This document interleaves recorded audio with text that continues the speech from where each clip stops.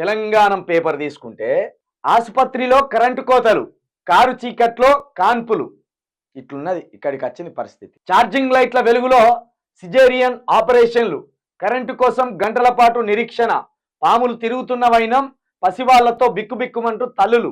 అత్యంత దారుణంగా Mancherial general hospital. ఇక్కడ చూసుకోవాలి, ఇక్కడ పాము ఉన్నది, ఇక్కడ పేషెంటు, ఇక్కడ కరెంటు పోవడంతో సెల్లు పెట్టినట్టున్నాడు. ఇక్కడ సెల్లు టార్చ్ లైట్ ఆన్ చేసి పెట్టిండు. ఇక మరి ఏదో బంధువు అవుతాడు, ఏమవుతాడో తెలియదు. ఇక ఇక్కడ చీకట్లో, చిమ్మని చీకట్లో ఓ తల్లి, అదేవిధంగా ఇక్కడ బాధితురాలు హాస్పిటల్కి వచ్చినాము. ఇక ఇక్కడ కారు చీకట్లో పుట్టినవరా చిన్నోడ, కాంగ్రెస్ పాలన నువ్వు పుట్టడం నువ్వు చేసుకున్న పాపం. ఈ చిన్నోడు మరి బుడ్డోడో తెలియదు. కాంగ్రెస్ పాలన వచ్చినాక నువ్వు పుట్టడం వల్ల నిన్ను మమ్మల్ని క్షమించమని అడుగుతున్నాం. ఎందుకంటే వెలుగంటే ఏందో తెలియకుండా చీకట్లో పుట్టేటట్టు చేసింది కాంగ్రెస్ ప్రభుత్వం. ఇక మమ్మల్ని క్షమించు, ఎందుకంటే మా దరిద్రులంతా తీసుకుపోయి కాంగ్రెస్ కోట్లు వేసింది. లేకపోతే కరెంటు ఉండు, కరెంట్ అంటే గిట్లు ఉంటుందా అని నువ్వు కళ్ళు తెరవంగా చూద్దు. చీకట్లే పుట్టినా చీకటి జీవితం ఇక ఇది అనే దానికి సింబాలిక్గా ఉన్నది నువ్వు పుట్టడం. మమ్మల్ని క్షమించురా చిన్నోడా. ఇక మంచిర్యాల గవర్నమెంట్ జిల్లా జనరల్ హాస్పిటల్ రోజు 10ల సంఖ్యలో కాన్పులు జరిగే ఆసుపత్రి ఇది. జిల్లా కేంద్రంలో పేద బడుగు వర్గాల ఆరోగ్య భద్రత కల్పించే పెద్ద దిక్కు. అలాంటి హాస్పిటల్లో మౌలిక వసతులు దారుణంగా ఉన్నాయి. కరెంటు పోతే గంటల పాటు ఎదురు చూడాల్సిన దుస్థితి. కనీసం జనరేటర్ సౌకర్యం లేకుండా హాస్పిటల్ను నిర్వహిస్తుంది సర్కార్. చిమ్మ చీకట్లో అప్పుడే పుట్టిన బిడ్డలతో బాలింతలు పడుతున్న కష్టం అంతా ఇంత కాదు. చుట్టూ చీకటి అలుముకున్న ఆ ఆసుపత్రి ఆవరణలో పాములు కూడా తిరుగుతున్నాయి. కరెంటు గురించి అడిగితే పట్టించుకునే నాదుడే కరువయ్యాడు. సిబ్బందిని విషయంపై రిక్వెస్ట్ చేస్తే అక్కడున్న పేషెంట్లకు నిర్లక్ష్యపు సమాధానమే ఎదురైంది. వారి వ్యవహార శైలి దురుసుగా ఉందని వాపోతున్నారు. పేషెంట్ల బంధువులు బుధవారం రాత్రి సుమారు 7 గంటల సమయంలో కరెంటు పోతే దాదాపు 4:30 గంటల తర్వాత కరెంటు వచ్చింది.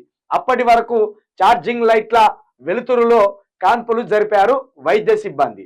మరి కొందరికి సిజేరియన్లు కూడా ఆ గుడ్డి వెలుతురులోనే జరిపారని ప్రత్యక్ష సాక్షులు చెబుతున్నారు. పట్టణంలోనే అతి ముఖ్యమైన ఆసుపత్రిలో ఇంతలా పరిస్థితులు ఉంటే డిఎంఓ ఏం చేస్తున్నారని పలువురు ప్రశ్నిస్తున్నారు. 3 జిల్లాల వారికి అతి ముఖ్యమైన ఈ హాస్పిటల్ కలెక్టరేట్కు కూతవేటు దూరంలోనే ఉంటుందని, ఆయన ఇక్కడ సరైన వసతులు లేవని మండిపడుతున్నారు. చూసినలా కాన్పులు చీకట్లోనేనట, ఆపరేషన్లు కూడా చీకట్లోనేట. మరి ఓటి కట్ చేయబోయి ఓటి కట్ చేస్తే ప్రాణం కాస్త ఒడిచినట్టేనా?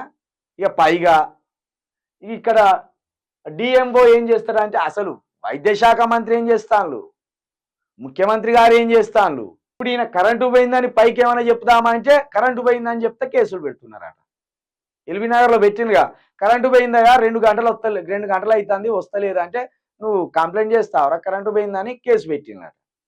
ఇక ఇప్పుడు ఈ డిఎంఓ అడిగింది అనుకో పదే నువ్వు ట్రాన్స్ఫర్ అవుతావు ఎక్కడన్నా మారుమూల ప్రాంతానికి చెప్పు అని బెదిరించే అవకాశాలు కూడా ఉంటాయి.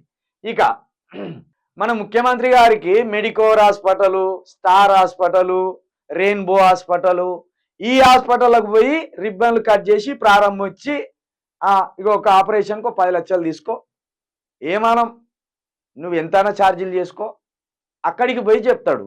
ఇక్కడికి వచ్చి కరెంట్ ఎందుకు లేదు, చిమ్మన చీకట్ల పాములు తిరుగుతా అంటే ఆడబిడ్డలు కాన్పులు ఇట్లా చీకట్లు ఎందుకు జరుగుతున్నాయి, కరెంట్ ఎందుకు పోతుంది, ఒకవేళ కరెంటు బంపర్లు వచ్చేస్తే జంపర్లు వచ్చేస్తే అప్పటికప్పుడు జనరేటర్లు ఎందుకు లేవు అనే సోయి లేదు. అసలు రాష్ట్రంలో ఉంటే కదా ముఖ్యమంత్రి గారు, ఆయన Hyderabad to Delhi tour, Delhi to Hyderabad tour. మరి ఈ రాష్ట్రానికి ఆయన ఏమన్నా కాంట్రాక్ట్ ముఖ్యమంత్రి అనుకుంటాను, మరి లేకపోతే సోనియా గాంధీ కాంట్రాక్ట్ కింద పెట్టింది అనేది నిజం. సోనియా గాంధీకి ఎప్పుడు కోపం వచ్చినా కాంట్రాక్టు ఉద్యోగస్తులకి జాలుగాని తమ్మి అటు జారు పక్కకు అంటది. కాబట్టి ఈ సిగ్గులేని ప్రభుత్వము, ఈ సిగ్గులేని మంత్రులు, ఈ సిగ్గులేని పాలన వల్ల ఒక బిడ్డ చీకట్లో పుట్టింది. ఒక భర్త, మరి భర్తో అన్నో తమ్ముడో కానీ ఇగో చీకట్లో చూసుకోవాల్సిన పరిస్థితి వచ్చింది. ఇట్లా పాములు తిరుగుతున్నాయి.